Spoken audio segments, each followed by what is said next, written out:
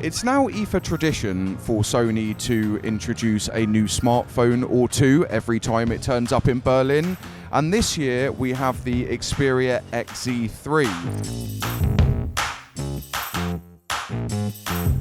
Now, even we can't keep up, so to give you a bit of a recap, over the past 6 months we've already had the XZ2 and the XZ2 Compact and the XZ2 Premium more recently. So it's not surprising that this is a pretty iterative device.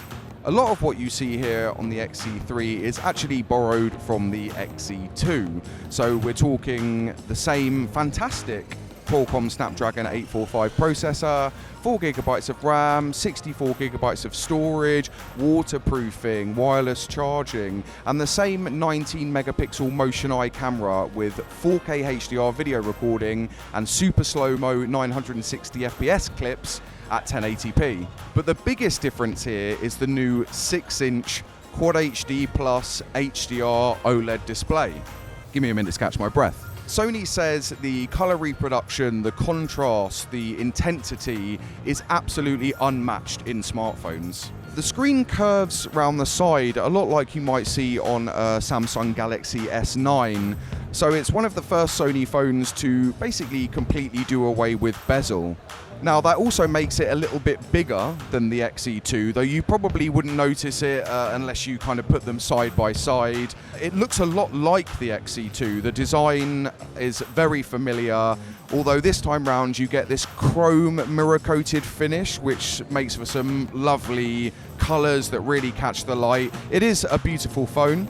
And round the edge you now get a border of aircraft grade aluminium, which is basically to say that the XZ2 did not have aircraft grade aluminium. And another slight change from the XZ2 is the new 13 megapixel selfie camera that gives you bokeh effects, beautification filters, and with Sony's 3D Creator app you can scan your face and now animate that scan, a little bit like Apple's Animoji. Because of this new 6-inch screen, there's a lot of real estate for your thumb to cover, and so Sony has basically stolen one of HTC's EdgeSense features, and on this device it's called SideSense. Now, by double tapping your thumb on the side of the device, a menu and app shortcut menu pops up so you can get to everything a little bit quicker. And there's also some kind of smarts to that as well. With AI, machine learning, Sony can tell what times of day you use certain apps, what days of the week you use certain apps, and things like that, so it can personalize that menu each time you load it up.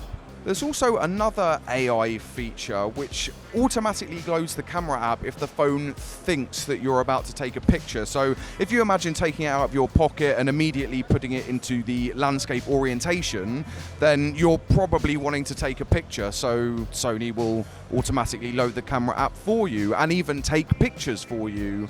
That sounds like one of those features that could potentially get super annoying if there's tons of false positives, but all the AI features you can turn off should you wish. Sony's camera app itself has also been redesigned slightly just to minimize clutter in the viewfinder. And if you've ever used Sony's camera app, you know there's loads of settings and filters and features, and you can still get to those, but they're tucked away a little bit deeper now. And that's basically all there is to talk about here. The main feature obviously is this beautiful 6-inch OLED display, but given the rate at which Sony releases smartphones, it's no surprise there's no massive innovations here. We had the XZ2 only 6 months ago, and only a few months after that the XZ2 Premium, which is still the best Sony flagship in some regards, given you get a 4K screen with that device and a dual camera situation around the back. Now, it slots kind of in the middle there, so at the moment you can pick up the XZ2 for $700. This is a whopping $900, and the XZ2 Premium still retails for $1,000, so you're really going to have to love this OLED screen and think you're going to get a ton of use out of it to consider lumping down, $900 for what's essentially a minor upgrade over the XZ2. But just as you can always expect a smartphone or two from Sony at IFA, you know they're always going to be at the pricier end of the spectrum.